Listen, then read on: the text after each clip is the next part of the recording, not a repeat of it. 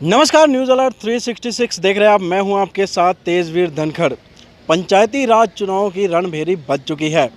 उम्मीदवार door to door जनसभाओं के साथ उम्मीदवार जो है जनता तक पहुंच रहे हैं। अपने वोट बैंक को बनाने के लिए पूरी मशक्क़त की जा रही है और ऐसे में एक पूरा चुनावी माहौल बन चुका है और प्रत्याशी है जो लगातार अपनी कार्रवाई कर रहे हैं, लोगों के बीच जा रहे हैं। ऐसे में आज हमारे साथ मौजूद है यहाँ पर अशोक मित्तल जी, जो कि जिला परिषद के वार्ड नंबर 20 से उम्मीदवार है। उनसे बातचीत करते हैं किस तरह से अभी तक की अपडेट रही है, क्या कुछ माहौल बना हुआ है चुनावों को लेकर और आगे क्या कुछ हो सकता है। जी मित्तल जी, सबसे पहले स्वागत है आपका हमारे इस खास कार्यक्रम में।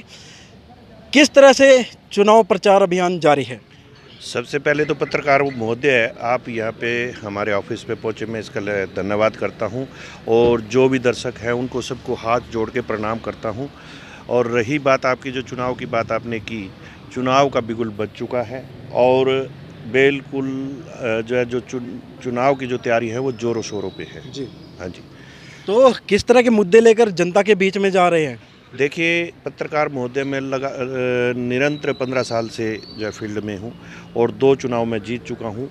जिस तरह विकास जिला परिषद के अंदर जो जिला परिषद के द्वारा जो विकास कराए जाते हैं वो बिल्कुल ईमानदारी से 10 साल से 2 प्लानों के अंदर जिस गांव का जो हिस्सा बनता था वो ईमानदारी से वो हिस्सा मैंने दिया। आपने प्रत्येक गांव में जानकारी भी ली है। कोई जो भी एक भी आदमी जो है इसमें ये नहीं कह सकता भाई जिला परिषद के अंदर हमारे गांव का ये हिस्सा बनता था, अशोक मित्तल जी ने नहीं दिया। जितने भी ये गांव हैं, प्रत्येक गांव के अंदर जो उनका हिस्सा बनता था वो मैंने ईमानदारी से दिया। और आप लोगों के अंदर जो है ना, मैं अभी और भी पत्रकारों ने जो है इंटरव्यू लिए हैं, लोगों से बाइट ली है। जिला परिषद के जो मेरे से पहले जो जिला परिषद के सदस्य बनते रहे, उन लोगों ने कोई भी किसी प्रकार का विकास कार्य नहीं किया। हमने मेहनत करके जो है आज सभी साथियों को गांव दर गांव हमने ये बताने का काम किया भाई जिला परिषद की क्या वैल्यू होती है, जिला परिषद क्या कार्य करा सकता है, जिला परिषद की क्या शक्तियां होती है, वो लोगों के सामने लाने का काम किया हमने। जी जी जी। जिस तरह से आप 2 प्लान तक जिला परिषद में रहे हैं, चेयरमैन भी रह चुके हैं, तो लोगों के बीच में भी आप गए हैं, तो ऐसे में लोगों की क्या कुछ मांगे रही है कि हमारी ये समस्या रह चुकी है और आगे क्या प्राथमिकता आपकी रहेगी कि आपके जहन में ये प्लान है, ये आपकी रूपरेखा है, आगे आप ये करने वाले हैं? देखिए, मेरी बात सुनिए। आज जिला परिषद के अंदर जो ये 3 टायर सिस्टम है, मतलब अपने जो क्या नाम, जिला परिषद, ब्लॉक समिति और सरपंच, ये जो है एक ग्रामीण, देखिए जो है भारत गांव में बसता है। आज जब गांव तरक्की करेगा तो भारत देश तरक्की करेगा। तो इसमें एक सोच समझ के जो एक प्लानिंग जो होती है, किस तरह से विकास हम लोगों को कराना चाहिए, इस बात को भली भांति मैंने पंचायती राज एक्ट को पढ़ा और उसके अनुसार मैं डंके की चोट पे बिल्कुल मतलब मजबूती के साथ ये बात कह सकता हूँ कि पंचायती राज के अंदर मैंने उसको भली भांति पढ़ करके विकास कार्य कराए हैं और किस तरह से विकास कार्य करने चाहिए, किस तरह की समस्याएं लोगों की होती है, निरंतर मैं 15 साल से अपने वार्ड में बना रहा। और आज अगर हम जाति पाति की बात करें कि भाई जाति पाति से इलेक्शन आदमी जीत जाता है, ऐसा कुछ नहीं है। यदि लोगों के बीच में जो है ना जनप्रतिनिधि रहेगा, उनकी जो है समस्याओं को सुनेगा, तो ऐसा नहीं है कि जनप्रतिनिधि अपनी जाति और पाति की वोट वजह से इलेक्शन जीतेगा। आज अगर हम बात करें जात पात की, तो देखिए, जो मेरी अगर जाति की बात की जाए तो मैं अग्रवाल समुदाय से आता हूं और सबसे कम वोट इस वार्ड के अंदर अग्रवाल समुदाय के हैं। लेकिन जो है लोग इतने ईमानदार और अच्छे और समझदार लोग हैं, उन्होंने ये देखा कि भाई ये बच्चा काम करा सकता है और उन्होंने मेरे कार्यशैली को देख करके और उन्होंने ये देखा कि भाई किस तरह से ये कार्य करा रहे हैं, उन्होंने 2 बार मुझे बनाया। और तीसरी बार जैसे मैं लोगों के बीच में गया तो इतना भारी समर्थन, इतना अच्छा मतलब लोगों का रिस्पांस मेरे साथ है। कोई भी गांव ऐसा नहीं है जिसमें मतलब जो है हम नहीं जीत रहे।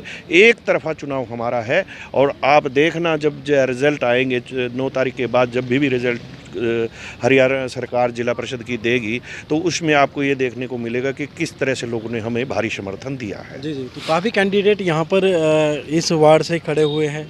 ये वार्ड ज़्यादा चर्चाओं में भी रहता है, क्या वजह मानते हैं? उसका सबसे पहले देखिए, ये जो मतलब जो चर्चाओं का बात है, इसमें 2-3 तरह की बात है। 9 कैंडिडेट पहले भी खड़े थे, तो उनमें इतनी वोट भी लोगों के पास नहीं आई थी जितनी वोटों से हम जीत गए थे।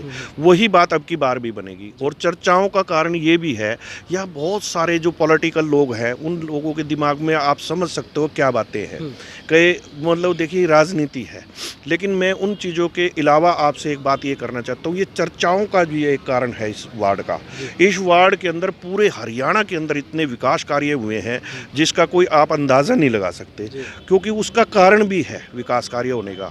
जब मैं पीछे खुद जो है वाइस चेयरमैन रहा, वहाँ पे भी मेरी कार्यशैली जो कार्य करने की शैली थी वो आपको भली भांति अधिकारियों से आप पूछे कि किस तरह से मेरी कार्यशैली थी। अब की भी मैं सदस्य होने के बाद भी जो हमारी जो चेयरपर्सन थी उषा महिला जी, उनका इतना आशीर्वाद और वो ये रहा कि उन्होंने ये मेरी कार्यशैली को देखते हुए वो पूर्ण रूप में अधिकार मेरे को दे देती थी। और जिला परिषद करनाल को हमने टॉप में रखा और तरह तरह की स्कीमें हमने बना करके जो है ना यहाँ पे लेके आए। तो इसलिए इस वार्ड की भी चर्चा ये रहती है कि जो है ना हमने यहाँ पे इतने कार्य कराए जिसका कोई हिसाब नहीं। वह लोग सरकार की कोई भी बात स्कीम आती थी उसको समझ लेते थे हम, कि ये एक मैं छोटी सी बात इस आपके चैनल के माध्यम से बता देना चाहता हूँ, वो आप समझ जाओगे कि क्या है। एक ZPDP के नाम से एक बात जो है सरकार हरियाणा ने चलाई कि भाई लोग जैसे ग्रांट आती है उसको अनाप शनाप इसको खुर्द-बुर्द कर देते हैं, वो प्रॉपर जो है ना उसमें नहीं लगाई जाती। तो माननीय मुख्यमंत्री मनोहर लाल जी का एक लेटर आया, उस लेटर को मैंने बड़े गौर से पढ़ा। गौर से पढ़ने के बाद मैंने सीओ अपने जिला परिषद से जो है ना बहुत ही नेक इंसान है हमारे गौरव कुमार जी हैं सीओ जिला परिषद से, मैंने उनसे उस विषय पे डिस्कस करने के बाद बोले हाँ मित्तल साहब आप क्या कहना चाहते हो इस पर। मैं कहा जी मेरे तो ये तो बहुत बड़ी बात है, माननीय मुख्यमंत्री जी की दूर की सोच है ये, और ये बहुत बड़ी सोच है माननीय मुख्यमंत्री जी की, और मैं इससे बहुत प्रभावित हुआ, मैं इस पे कार्य करना चाहता हूँ। तो उस पे जो है वो ZPDP आधे लोगों को तो क्या किसी को पता ही नहीं ZPDP क्या होता है, तो मैं उसका फुल फॉर्म होती है जिला परिषद डेवलपमेंट प्लान। जो है वो क्या होता है कि जिला परिषद के अंदर आप डेवलपमेंट प्लान बनाए, नहीं तो क्या होता है कि मान लिया कोई भी पैसे आते हैं 1 करोड़ 2 करोड़ 50 लाख 20 लाख 10 लाख रुपए, और मेंबर्स उसको अपने उसमें मीटिंग में बना करके उसको बांट के कि लाख लगा दिए, कहीं 2 लाख लगा दिए, उनका कोई फ़ायदा नहीं होता। तो मैंने उसको बड़ी प्रॉपर तरीके से जो है बनाया, और पूरे हरियाणा से वो काम मांगे गए थे ZPDP की तरह, मतलब जो है ना प्लान मांगा गया था। एक हरियाणा के अंदर पूरे हरियाणा के अंदर एक जो है ना जिला परिषद करनाल थी, जहाँ पे पूर्ण रूप में 38 करोड़ 12 लाख रुपए का मैंने प्लान बनाया। उस 38 करोड़ 12 लाख रुपए में से 26 करोड़ 74 लाख रुपए जिला परिषद करनाल में आए, और पहला जिला एक ऐसा बना जो 26 करोड़ 74 लाख रुपए में से लगभग 18 से 20 करोड़ रुपए जिले में खर्च हुए। एक बहुत बड़ी बात है। तो आज इस तरह की जो प्लानिंग है, इस तरह के जो कार्य हैं, जो आज मेरे वार्ड के अंदर आप RTI लगाए, इतने भारी कार्य इसमें हुए हैं, वो सबसे बड़ा कारण ही ये है उसका कि हम लोगों ने समझदारी से, देखिए एक जनप्रतिनिधि क्या है, आज कोई भी जनता किसी को जनप्रतिनिधि चुन करके अगर भेजती है, चाहे वो सरपंच है, ब्लॉक समिति है, जिला परिषद है, देश की सबसे जो छोटी पंचायत है वो ग्राम पंचायत, फिर ब्लॉक समिति, जिला परिषद, विधानसभा, लोकसभा, राज्यसभा, यहाँ पे देश के विकास की बातें होती है। तो जनप्रतिनिधि जो बना करके जनता जिसको भेजती है, उसकी जिम्मेवारी बनती है कि किस तरह से विकास कार्य कराए जाए, किस तरह से लोगों की बात रखी जाए। उस बात को हमने ईमानदारी के साथ बिल्कुल तरीके से, बहुत मजबूत तरीके से उस बात को रखा और लोगों एक ग्रामीण गांव में विकास कराए। मित्तल साहब, आपके जो वार्ड है उसमें 2 गांव मेन हैं, कोहंड और कैमला। ये 2 सबसे ज़्यादा बहुमूल्य होते हैं और वोट भी इनमें ज़्यादा रहती है। तो इन 2 गांवों को किस तरह से देखते हैं आप? देखिए, दोनों गांव में पहले एक तरफा चुनाव था जी, आज फिर एक तरफा है। मेरा दफ्तर है, यहाँ पे बहुत सारे लोग आपको बैठे दिखाई दे रहे हैं, इनसे पूछिए। अब की बार पीछे हम 4 कैंडिडेट गांव से थे, तो अब की 3 हैं। एक जो है ना लोग ग्रामवासियों को मतलब जो है ना मतलब ऐसी बात थी कि भाई क्या होगा नहीं होगा, वो आपस में उन्होंने वोट बांट के दे दी थी। अब की गांव में ये बात है कि वाकई अशोक मित्तल का जो कार्यशैली का तरीका है उसको देखते हुए गांव एक तरफा जो है ना आपकी वोटिंग करेगा, और गांव में बहुत भारी जो है ना समर्थन मुझे मिल रहा है। ये जो ग्रामीण यहाँ पे जो है बैठे हैं सैकड़ों की तादाद में, ये लोग भी आपको बता देंगे ये कोई खरीद के लाए हुए नहीं है, शराब पिला करके लाए हुए जो है ना ये वो अपने साथी नहीं है। ये ईमानदारी से मेरे मतलब ये देख रहे हैं कि भाई ये वाकई ये जो है ना ऐसा भाई है हमारा जो विकास कार्य करा सकता है। इस चीज़ को देख करके ये लोग आए हुए हैं। मित्तल साहब, एक बात और कि जो वार्ड में होते हैं कई बार उन लोगों को गांव का नहीं पता होता है किस वार्ड में कौन सा गांव है।